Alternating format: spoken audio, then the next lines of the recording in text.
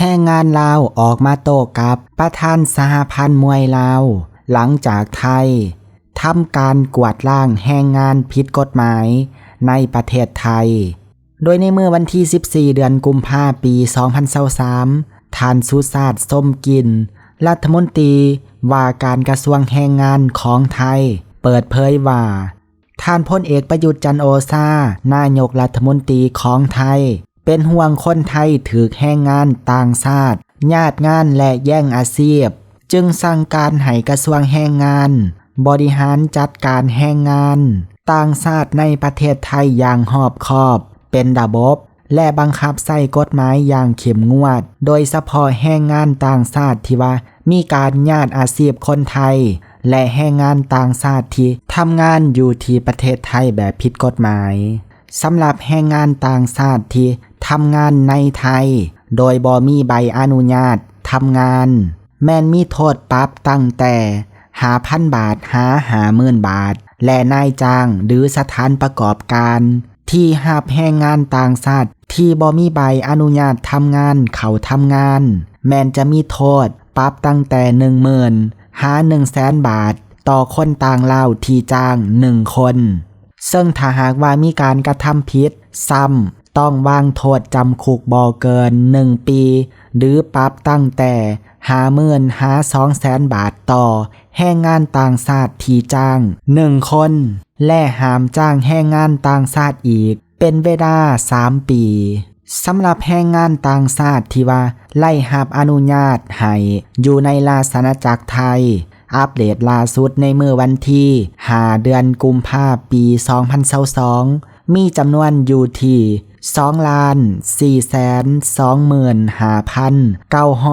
2,425,901 คนประกอบด้วย2กลุ่มก็คือกลุ่มที่1แรงงานต่างชาติที่ไล่รับอนุญาตให้ทำงานในประเทศไทยจำนวน 1,719,231 คนกลุ่มที่2แรงงานต่างชาติที่มีสถานะบ่ถูกต้องตามกฎหมายแต่ว่าได้รับการผ่อนผันอนุญาตให้ทำงานในไทยซึ่งมีจำนวน 76,670 คนตามมติคณะรัฐมนตรีของไทยได้กำหนดว่าแรงงานต่างชาติทั้ง2กลุ่มนี้ถ้าหากว่ายังจะประสงค์ทำงานในประเทศไทยต่อจะต้องยื่นคำขอต่ออายุใบอนุญาตทำงานและชำระค่าธรรมเนียมภายในวันที่15เดือนกุมภาพันธ์ปี2023ทั้งนี้สำหรับภัยที่พบเห็นแรงงานต่างชาติแบบผิดกฎหมายในไทยสามารถโทรตามเบอร์โทรที่ค่อยขึ้นให้อยู่เทิงหน้าจอนี้ได้เลยเพื่อแจ้งเบาะแสให้เจ้าหน้าที่ซึ่งเกี่ยวกับเรื่องนี้แรงงานลาวที่ว่าเฮ็ดเวียกอยู่ไทยเขาเจ้านี่แม่นคิดว่าการที่ไทยเดิมเข้มงวดกับแรงงานต่างชาติในไทยเพราะคำเว้าของท่านไสสมรไสยสอนประธานสหพันธ์มวยลาวพวกเขานี่ก็ได้ออกมาเว้าบางอย่างเกี่ยวกับเรื่องนี้นำเดี๋ยวเฮานี่ไปฟังคลิปเสียงนั้นนำกันแล้วก็จบคลิปไปด้วยคลิปเสียงนั้นเด้อแล้วเขาสิบ่ให้ขึ้นมาทำงานนะว่าทีเนี้ยบ่ให้หรอให้แต่ว่าก็ต้องมีเวลามา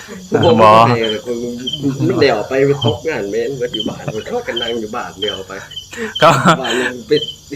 ขารัฐบาลเดี่ยวไปเขายังว่า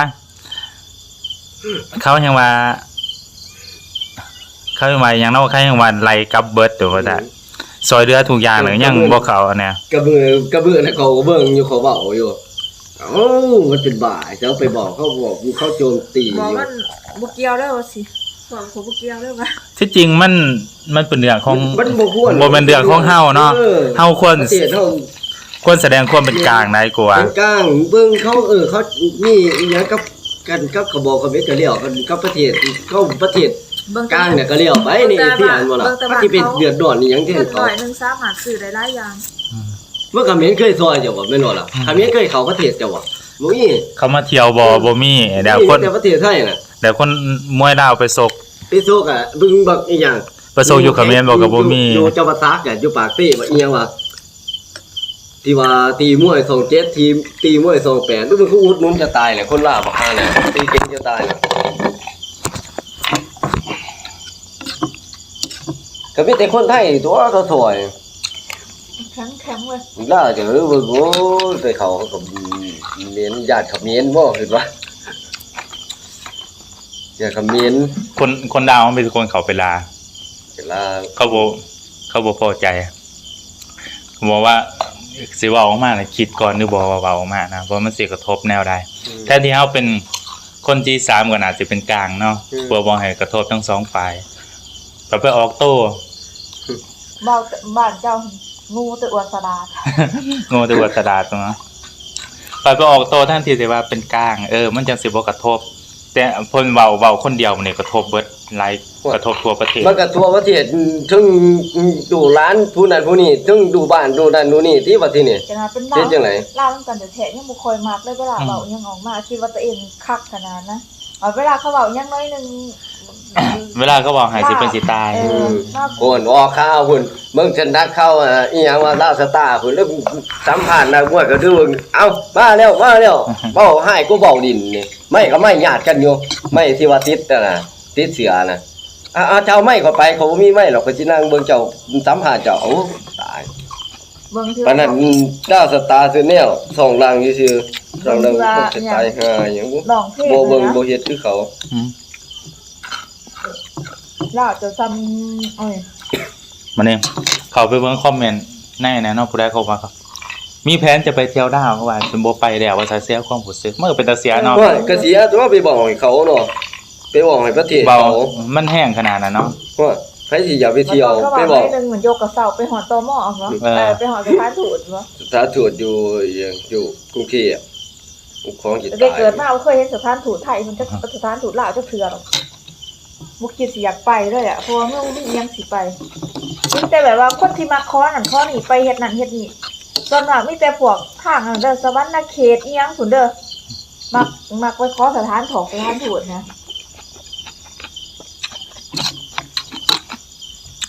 เขาไปเบิ่งแล้วไปเบิ่งคอมเมนต์อีนั่งเฮาก็รู้สึกใจหายกันนะมีแผนจะไปเที่ยวลาวเขาว่า พอได้ยินแบบนี้แล้วเด้อความคิดเด้อว่าซั่นไผก็เงิดนำว่าเอ้ยคือไปเว้าแบบนั้นว่าคือบ่เว้าเป็นกลาง เพิ่นสิว่าเราก็สิคิดว่าเราเก่งที่เราออกข้อคิดเนี่ยน่ะ ก็สิว่าออกนั่นนะเพราะว่า เขายกให้เป็นห้องประธานไง ห้องประธานมวยซื่อ ห้องประธานมวย มันบ่แม่นมวยลาวมันเป็นมวยแบบว่ามันจะมาจากใช้เฮาก็บ่ฮู้ว่ามวยมันคำว่ามวยน่ะในซีเกมเขาต้องซื้อใส่คำว่ามวยแม่นบ่อันนี้มวยเขมรมันบ่แม่นมวยเขมรน่ะแม่นบ่ล่ะคันทางความ มากับแม่ ทาง ข้างถ้าเขาใช้เข้ามากับแม่มันก็คือของกับแม่คนเดียว มันของเขมรคันที่ตัวเดียวมันก็ถูกต้องของเขาแม่นบ่ล่ะแล้วแต่เขาสิคิดแล้วแต่คนสิคิดคือบักอีหยังดารามันออกว่ามันแล้วแต่คนจะคิดเฮามีของเฮาเองเฮาบ่ต้องของเฮาของแท้คือบัวขาวมันก็บอกมันก็ถูกของเฮามันไปพุ่น โรติโน่แหละสากลไอ้นี่มันแค่ซีเกมเอาโรติโน่แล้วมันไปพุ่นแล้วแม่นบ่ล่ะของเขามันของแท้แม่นบ่กาใส่เขาบ่ไปฮอดพุ่นแล้ว โอ้มวยไทยเขาบอก แต่สิมีใต้หาอีหยัง มวยไทยเขาบอกว่ากว่าเขาจะมาหอจุดนี้เนี่ยใช้เวลาถึง30 ปีบ่ แม่น กว่าจะทั่วโลกยอมรับแต่ที่เป็นคำนามากับกัมพูชานะเพราะว่าเรามันบ่มีกฎกติกาแน่นอน เพราะว่ามันตั้งขึ้นมาเอง แล้วเวลาเขาไปเบิ่งคุ้นคำแม่เนาะ เหมือนคนเมาเราเนี่ย จังซี่อยู่โอ้ตายเหรอ เราเป็นมวยเขายังบ่สน เหมือนคนเมาเราเนี่ยกระโดดไปกระโดดมา บ่แม่นบ่เว้าเรื่องมวยครับก็เว้าเรื่องไอ้นี่มันออกมาเดี๋ยวมันต่อต้านกันว่ามวยเขมรนะครับกระเป๋าแบรนด์เนมมันก็ว่าเป็นของเขมรออกมาอันว่าของเขมรว่ากระเป๋าแบรนด์เนมน่ะ ไผก็ด่าว่าคิดไรจังซ่านว่าขนาดระดับประธานคิดได้แค่นี้หรือว่าบ่คิดเห็นอันนี้ เอาเวลาอันนั้นอันนี้หันฟังไทยลงไปเบิดเนาะคนหาอินแตงก็ยังพอเรายังไปนำเลยพอเราก็ตาย อีหยังก็มีแต่คนไทยเขาซอยเนาะเฮากัน ที่ว่าอันนั้น